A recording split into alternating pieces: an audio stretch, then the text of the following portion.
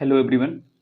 तो आज हम लोग बात करेंगे गति के समीकरण के बारे में, इक्वेशन ऑफ मोशन। गति के तीन समीकरण होते हैं। पहला होता है v बराबर u प्लस ए टी, दूसरा होता है s बराबर U T plus half A T square, और तीसरा होता है v स्क्वायर बराबर यू स्क्वायर प्लस 2as। जहाँ पे आपका v क्या होता है? v होता है अंतिम वेग, u को बोलते हैं प्रारंभिक वेग, a होता है आपका त्वरण, t होता है आपका समय, और s जो होता है t समय में तय की गई दूरी। तो आज हम गति के तीनों समीकरण के निगमन के बारे में बात करेंगे और एक आपको आसान तरीके में इसको समझाने की कोशिश करेंगे। तो चलिए शुरू करते हैं।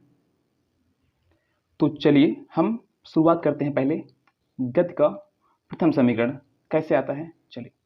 तो देखिए, जैसे हम कुछ तरीके बताएंगे, आप उनको पहले समीकरण, दूसरे समीकरण और तीसरे समीकरण में अप्लाई कीजिएगा।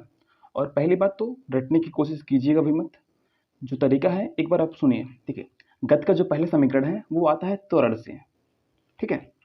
देखिए, त्वरण बराबर क्या होता है आपका? त्वरण बराबर होता है वेग परिवर्तन बटे समय अंतराल।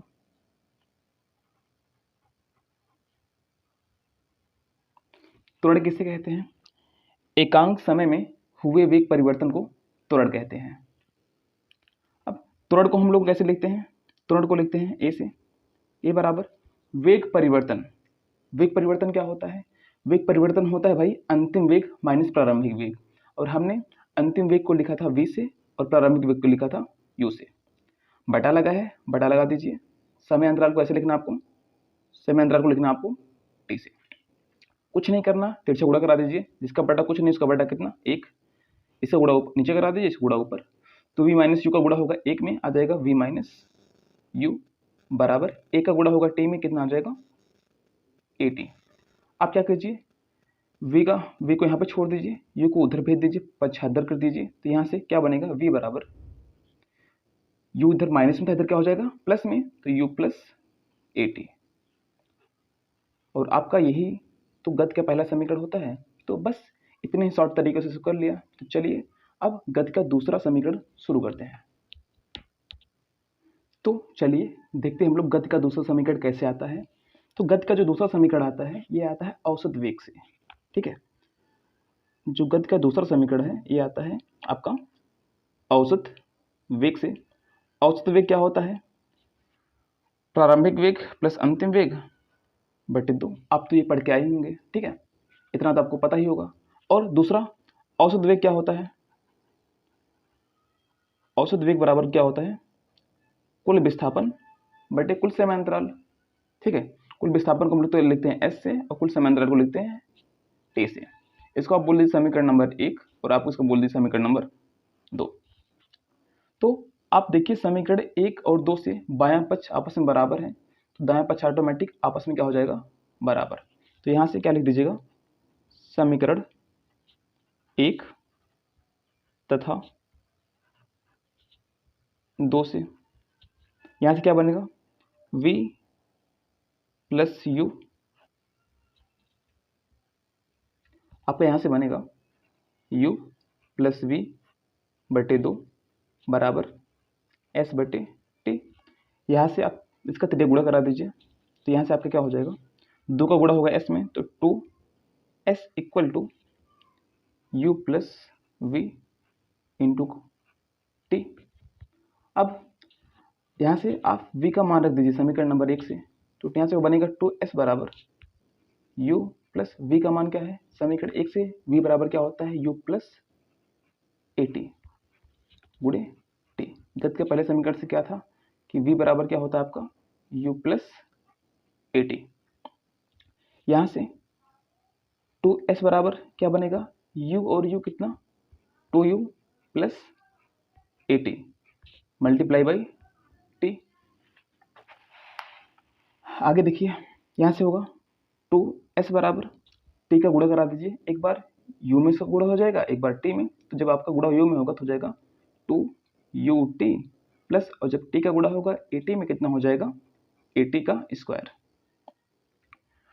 2 इधर मल्टीप्लाई में है, उधर डिवाइड कर दीजिए तो इसके अलग अलग बटे में हो जाएगा। तो यहाँ से क्या होगा कि एस बराबर 2 UT बटे 2 प्लस AT स्क्वायर बटे 2। तो यहाँ से क्या होगा, S बराबर 2 से 2 कट जाएगा, तो यहाँ से बनेगा UT प्लस बटे में 2 है नहीं क्या, इतना 1/2 AT स्क्वायर। और यही तो गति का दूसरा समीकरण होता है। ठीक है, तो आशा करता हूँ आपको इतना समझ में आया होगा। तो चलिए शुरू करते हैं गति का तीसरा समीकरण। तो चलिए देखिए गति का तीसरा समीकरण, जो आपका तीसरा समीकरण आता है ये आपके गति के पहले समीकरण से आता है। तो आप क्या लिखिएगा, गति के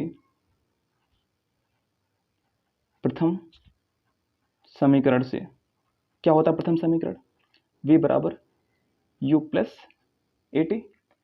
अब यहाँ से आप दोनों पक्षों का वर्ग कर दीजिए, तो दोनों पक्षों का वर्ग करने पर, जब आप दोनों पक्षों का वर्ग करेंगे तो यहाँ से क्या बनेगा, v स्क्वायर बराबर u प्लस AT का होल स्क्वायर। यहाँ से हम लोग एक फार्मूला यूज करेंगे, a प्लस b का होल स्क्वायर बराबर a square plus 2ab plus b square का। तो चलिए अप्लाई कीजिए इस पे, v स्क्वायर बराबर a का square u square plus 2ab। तो 2a का मान कितना आपका u और b का मान है 80, तो 2u 80 प्लस b स्क्वायर मतलब 80 का होल स्क्वायर। तो यहाँ से v स्क्वायर बराबर u square plus 2u 80 plus ये हो जाएगा a का स्क्वायर और t का स्क्वायर। यहाँ से आप लिखिए फिर अगली बार v स्क्वायर बराबर u स्क्वायर प्लस यहाँ से a आपका दोनों में है और यहाँ से 2 बाहर कर लीजिए 2a। यहाँ से 2a कॉमन कर रहे हैं, कॉमन करने का मतलब होता है इसमें आप भाग कर रहे हैं उसका। जब 2a बाहर करेंगे तो यहाँ से 2 से 2 कट गया और इस 1 कट गया, कितना बचा आपका ut प्लस, अब आप 2 से भाग करेंगे कितना हो जाएगा 1/2। ए तो बाहर ही कर लिए हैं, कितना बचेगा AT का होल स्क्वायर। यहाँ से हो जाएगा v स्क्वायर बराबर u स्क्वायर प्लस 2a, और ये आपका क्या होता है, आपका एक गति का दूसरा समीकरण ही है, तो ये इसे बोलते हैं आप S। तो ये गति का तीसरा समीकरण भी पूरा हो गया। ओके, देखिए जो आपका S बराबर होता है वो होता है UT plus half AT square. तो आशा करता हूँ कि आप सबको गति के तीनों समीकरण अच्छे से समझ में आए होंगे। धन्यवाद।